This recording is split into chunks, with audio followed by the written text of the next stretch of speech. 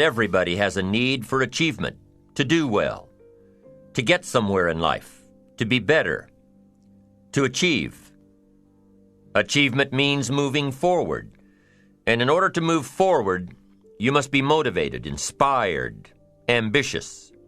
You must have dreams and goals that create ambition, good ambition, positive ambition. Now, ambition does not mean being greedy. It does not mean being selfish. It does not mean getting ahead at the expense of others. Ambition is not greed. Ambition is not avarice, an all-consuming desire for wealth. Ambition is not hoping you can win at the expense of others. Do you suppose Judas was ambitious? He ended up with 30 pieces of silver, a fortune in those days. Was Judas successful because he had all that money? No, Judas sold out. Was Judas happy when it was all over with? No. The money didn't make him happy.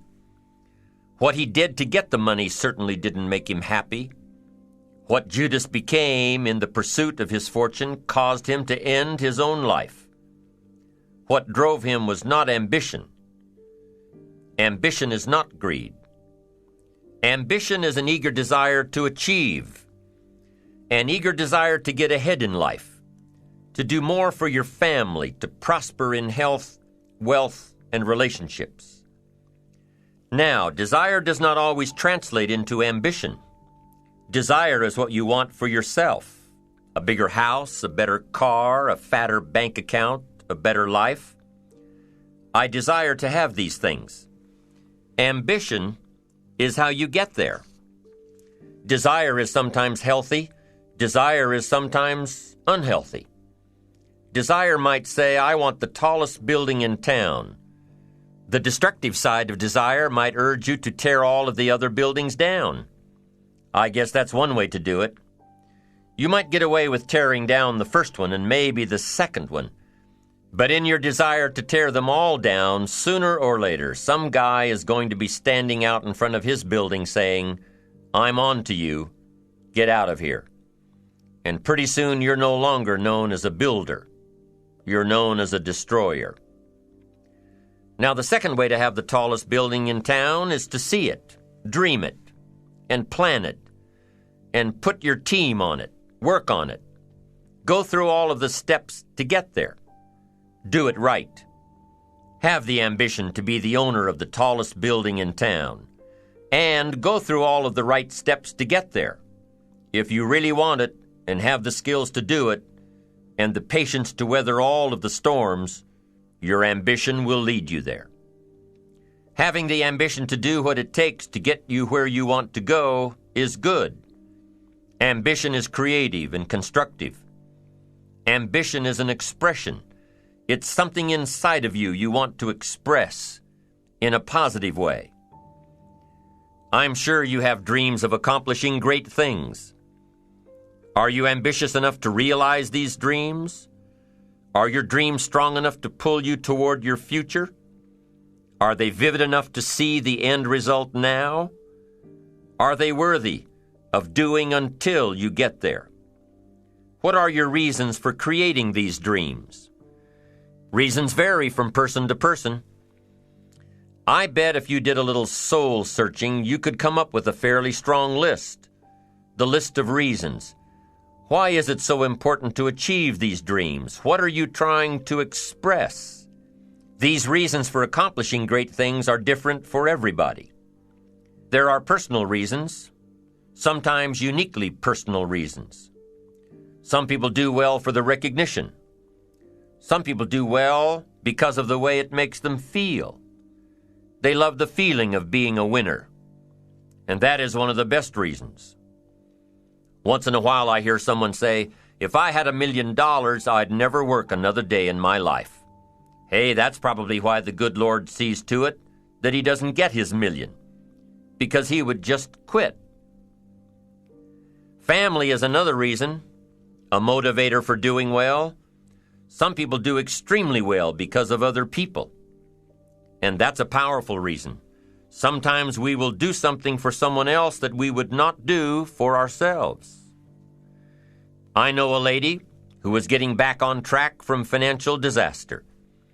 Even though she didn't have much of anything left, her primary motivator was to keep her daughter in private school, an expensive one of the best in the country. Although her goal was to financially surpass where she was before her economic fall, her main reason to work all of those extra hours was to give her little girl the best possible education. As you can well imagine, wanting to do something for someone else led her to all sorts of other accomplishments as well. How fortunate are the people who find themselves greatly affected by someone else? It's powerful. What has you getting up early, hitting it hard all day, and staying up late? What has you inspired? What are your reasons for doing well? What's at the core of your quest? What is the power behind your ambition? To a lot of people, ambition is kind of a mystery. The dictionary says it's an eager desire for distinction, power, or fame. But what does that really mean? Well, let's start with the word eager. All by itself, eager is kind of exciting. Kids are eager for their birthday parties. They expect to be the center of attention, get lots of presents, eat too much. I guess grown-ups are eager for birthdays too. Unless, of course, they're embarrassed that the number of candles on the cake outnumber their achievements. But we can be eager to see a ball game, eager to see our kids in a dance recital, eager to see an old friend, eager to shop for a new car. Eager sounds like a lot of fun. But do you ever hear people say they are eager to live a better life, eager to have a better family, eager to make a lot of money? Probably not. And that's a problem. Because how I see it, living a better life, having a better family, and making a lot of money takes an eager desire. We have the remarkable ability to get exactly what we must have. But there is a difference between wishes and desires. We've all heard people say, "Oh, I wish I could just drop 5 pounds. I want to be a little lighter." And we've probably said it ourselves, especially after a big holiday dinner of turkey and homemade pie and every other thing we can possibly stuff ourselves with in one 8-hour period of time.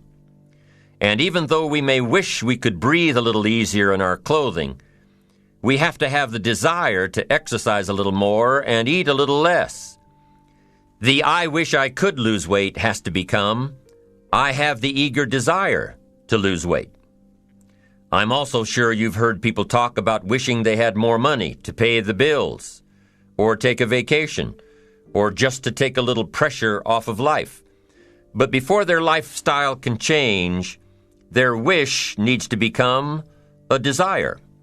If they really desired change, they wouldn't spend their evenings just watching TV and wishing they were doing something more. The backbone of an eager desire to change is discipline. True ambition is disciplined, eager desire. It's that little part within us that says, if I want to be ready for that meeting tomorrow, I need to finish preparing for it today. If I want to make sure I can pay for my kids' college education, I need to start saving today. If I want a better life tomorrow, I need to start working on it today. Ambition is a minute-by-minute, day-by-day mentality. To have the ambition to work towards a better family life, a newer car, a bigger house, a financially secure future, you have to live it every moment. If living a successful life was easy, I'm sure more people would be successful. If just being ambitious was enough, I'm sure all of the broke and perplexed people in the world wouldn't be broke and perplexed. While most people spend most of their lives struggling to earn a living, a much smaller number seem to have everything going their way. Instead of just earning a living, the smaller group is busily working at building and enjoying a fortune. Everything just seems to work out for them. And here sits the much larger group, wondering in awe on how life can be so unfair, complicated, and unjust. So what's the major difference between the little group with so much and the larger group with so little? Despite all the factors that affect our lives, like the kind of parents we have, the schools we attended, the part of the country we grew up in, none has as much potential power for doing good as the ability to dream. Dreams are a projection of the kind of life we want to lead. Dreams can drive you. Dreams can make you skip over obstacles. When we allow our dreams to pull us, they unleash a creative force that can overpower everything in our way. To unleash this power, though, your dreams must be well defined. A fuzzy future has little pull power. Well-defined dreams are not fuzzy. Wishes are fuzzy. To really achieve your dreams, to really have your future plans pull you, your dreams must be vivid. If you've ever hiked a 14,000-foot peak in the Rocky Mountains, one thought has surely come to mind. How did the settlers of this country do it? How did they get from the East Coast to the West Coast? By foot. Carrying one day's supply of food and water is hard enough. Can you imagine hauling all of your worldly goods with you? Mile after mile, day after day, month after month? These people had dreams, big ones. They had ambition. They didn't focus on the hardship of getting up the mountain. In their minds, they were already on the other side. Their bodies just hadn't gotten them there yet. Despite all of their pains and struggles, births and deaths along the way, those who made it to the other side had a single vision: to reach the land of continuous sunshine and extraordinary wealth. To start over where anything was possible, where everything was possible. Their dreams were stronger than the obstacles in their way. You've got to be a dreamer. You've got to see the future finished in advance. You've got to see California while you're climbing 14,000-foot peaks. You've got to see the finish line while you're running the race. You've got to hear the cheers when you're in the middle of a monster project. And you've got to be willing to put yourself through the paces of doing the uncomfortable until it becomes comfortable. Because that's how you realize your dreams. Our great country was founded with dreams. They've always been important. Dreams are what caused thousands of people to leave their homes and families and start over in a land where anything was possible. To this day, dreams continue to bring people to our land of opportunity, to a country where you can start with little and end up with a lot, to America. Don't you sometimes wonder why so many immigrants who come to America can build a new life and a fortune while many of the people who were born here are barely surviving? They have a dream, a defined goal, ambition. Aside from the pioneers that crossed the prairies and the mountains to reach their vision of hope and future promises, there are other amazing examples of how ambition has shaped America. Take Ben Franklin, for instance. When most people think of Ben Franklin, they remember the kite and the lightning bolt and the discovery of electricity. What a lot of people may not know is that Ben Franklin was one of the first writers to address self-making. When Franklin started Poor Richard's Almanac in 1732, he used the blank spaces between the crop data and the weather information to insert clever bits of moral and practical advice. I'm sure you've heard the saying, fish and company start to stink in 3 days. Well, that was one of hundreds of Ben Franklin's comments on life. Another was, diligence is the mother of good luck. You know, it's amazing how hard-working, smart-working people have all the luck. We sometimes hear of a brand-new musical group, an overnight success. They must have been in the right place at the right time, knew the right people, had a friend to help them out. But if you've ever watched an interview with some of these folks, you'll probably hear that their overnight success took several years. Diligence is the mother of good luck.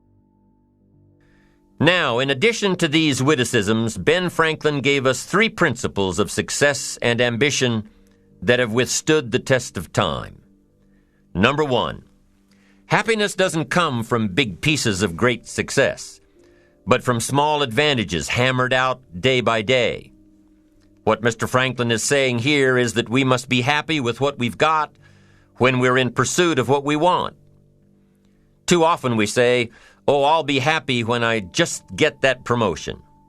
I'll be happy when I just land that contract. I'll be happy when I just have more money. I'll be happy when I just." Just what? You won't be any happier when you reach your goals than you are right now. It just doesn't work that way. Abraham Lincoln said it best. He said, "You'll be as happy as you make up your mind to be." Right now, whether you're on your way, whether you've already gotten there, you'll be as happy as you make up your mind to be now. Right now. Being happy on the way doesn't mean you can't aim for great things. After all, look at everything Franklin accomplished in his lifetime. It means that big achievements come one small advantage at a time. It means that you've got to enjoy the journey. It means that you must enjoy and take pride in your little accomplishments. It means enjoying who you are becoming in pursuit of your eager desire, every day, every single day. Ben Franklin's second principle said that life is plastic. Within each of us is the power to mold ourselves and mold our environment. It is up to each of us to begin this molding process with a final product in mind. And it is within our power to work it and form it every minute, every day, every month, every year. By using your mind and your abilities and your attitude to work a little each day on molding your life, you'll soon see how magnificent your power is to gain those small advantages each day, the little steps it takes to build up to success. Principle number 3, success is a pleasure. Success is a pleasure. If what you are doing today isn't satisfying, gratifying, guess what? You're really not successful. If you are not fulfilled with what you are doing today, you cannot possibly be successful. It doesn't matter how many worldly possessions you may have, how many cars, how many toys, how much money. If you're not happy with your life as it is, you cannot be successful. Now, I know that success is a relative term. It means different things to different people. To a school kid, success may mean a star on top of his latest test. To a homemaker, it probably means that she has a well-run household and a wonderful family. To an outside professional, it's most likely the thrill of closing a major contract, or the pride in accepting a performance bonus, or being named the top-producing salesperson. But the one thing you will hear from everyone who is successful is that they are happy with who they are and what they are doing. They are happy, content, satisfied. Success is a pleasure. What have you done today that makes this day successful? Think about it and write it down. If at the end of the day you can jot down the things that have made it a good day, you will soon see patterns forming. This really is a good habit to get into. When you can see a pattern of pleasure, you'll know you're on the road to success. So take note of Mr. Franklin's 3 principles of success and ambition. Number 1, big achievements come one small advantage at a time. One step at a time, one day at a time. Number 2, you have the power to mold your life, to make it whatever you want, to shape it and reshape it. And number 3, success is measured through pleasure. This is the key one. Success is measured through pleasure. You've got to be happy along the way. You've got to learn to give yourself a pat on the back. Good job, you need to tell yourself. I'm proud of me today. You've got to be happy. You've got to learn to enjoy the process. These are really common sense ideas. They're practical, and William James agreed. He's another American great, one of the most notable philosophers and psychologists in our history. And he founded a philosophy called pragmatism. To be pragmatic is to be practical, to test the validity of a concept by its practical results, to actually question something and rate its usefulness by what it can do for you, to hear a method of doing something and figuring out if it's even worth your while. One of the issues Mr. James dealt with in his lifetime was, what does it mean to be a success, a significant person? After years of pondering this question, William James described success as a combination of two things. Number one, an inner ideal which is followed persistently with courage. And number two, outer achievement related to that ideal. Let's go back to number one, an inner ideal which is followed persistently with courage. I take that to mean defining a goal and having the resolve to complete it. No matter what, I'll do it or die. Promise yourself you'll read the books until your skills change. Go to the seminars until you get a handle on it. Do it until it makes sense. Practice it until you've got it right. Don't give up until you get where you want to be, however long that is. Step by step, piece by piece, book by book, seminar by seminar, do it until. Go for it.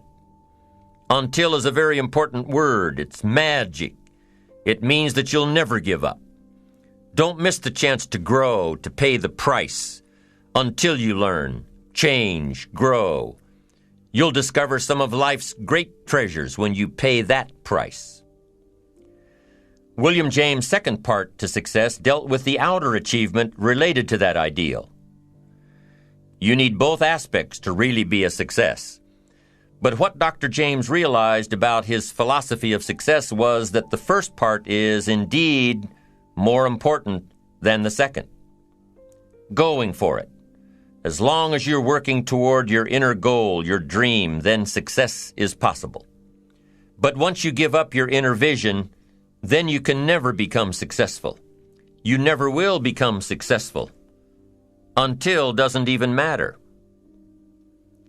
Now, maybe the person who's been working on a project for 10 years can be successful in his own right, if he's honestly working toward it, doing everything to make himself worthy of reaching the dream, really happy with where he is, doing it until.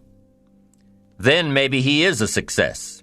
It's a personal thing, going for it one step at a time, going for small accomplishments along the way for however long it takes. So let's think about this for a moment. What outside evidence or results or proof can be seen when you accomplish your goals one step at a time? You'll start to see things change around you, little things, not major things, but little everyday things, things you may not even notice unless you are paying attention. If you're one of those who'd rather stay up late and get up late, only to discover that your workplace doesn't fit your schedule, and you roll out of bed cursing the alarm clock every morning, maybe you could start with the little change of going to bed half an hour earlier than normal. And maybe you'll see, in time of course, you can't train your body overnight, maybe you'll find out that you jump out of bed in a better mood, and that your day will start better, and that you'll get more done, and that the people around you that caused you problems aren't so hard to work with after all. It all starts by making one little change and adding to it every day. You see, you can't change what's going on around you without first changing what's going on within you. Start changing how you look at mornings, and sure enough, people will start changing how they look at you. When you start changing how you think, how you act, how you treat others, how you treat yourself, when you start responding instead of reacting to life, life will start responding to you. I'm telling you that you can do it with your lifestyle. You can do it with your sales career. You can do it with your management career. You can do it with any part of your life. If you are looking for equities unmatched, don't curse the only thing you have: seed and soil, sunshine and rain, miracle and seasons. But start processing things like we're covering in this program, and change will take off for you. You cannot believe what can happen in such a short period of time. So you ask yourself, what small changes can I start making today? Well, you can start in your car on your way to work. If you're sitting on the highway, stop-and-go traffic, moving at about 15 miles per hour tops, look at the guy or the lady sitting next to you and give them a smile, or thumbs up, or even wave. Now, some people might think you're a little strange, but hey, you'll feel better. And tomorrow, when you get into the office, how about a big cheery hello to the people at the front desk and everyone you see on the way to your office? And when you get home tonight, how about giving your wife or husband and kids big hugs instead of collapsing on the sofa? When you start with the little things that make others happy, improve their day, you'll find that these little things add up to big ones. So what happens when you start taking charge of your own personal happiness, your own life? Do you think that these little things will somehow make a difference in meeting your goals? You bet they will. You can't do it alone. You can't be successful by yourself. It's hard to find a rich hermit, you know. The ambitious person realizes that each of us needs all of us. You all by yourself may have finalized the company's marketing plan, or finished up the sales projections, or even wrote the mission statement for the year to come. Even if you did this all by yourself, you really had the help of all of those around you who tolerated and supported your need to be undisturbed, or provided service to you during the project. Maybe you should thank those people every once in a while with a dinner certificate, or a bouquet of flowers, or 18 holes of golf. Even a thank you note. Thank you notes are so important. After all, without your support team, you probably wouldn't be where you are today. You can't be successful by yourself. So thank them. Thank those around you. And let them know just how important they are to you. Be it your office personnel or your family or your friends, a thank you sure goes a long way. You don't have to worry about what other people will say. You just have to keep your mind on your course. Those winds may blow fast and furious, but if you know your path, if you know where you are going, they will help push you toward the dreams and goals and treasures that you have already decided you're going after. Your goals will push you forward, ahead of the stormy weather. There are some amazing people around that we can learn from today, people who have already braved the storms and come out on top, people who are still alive today, people who started with nothing and ended up with something great, famous people, not so famous people, maybe even people you know, but don't know their stories, people who had an early vision and ambition, people who turned their focused dreams into the reality of success. One of my friends tells this story about her dad. She thinks he's cheap. She gives him a hard time every time they go to one of those all-you-can-eat places, because he eats all he can eat, until he can't move, until he needs to take something for indigestion. But she knows where he came from, his history, and understands just why he is the way he is. He eats all he can eat because he was raised in an orphanage, a place where you had to grab all you could or you'd be hungry. But the real story behind her father is that he made himself a millionaire with nothing more than a dream.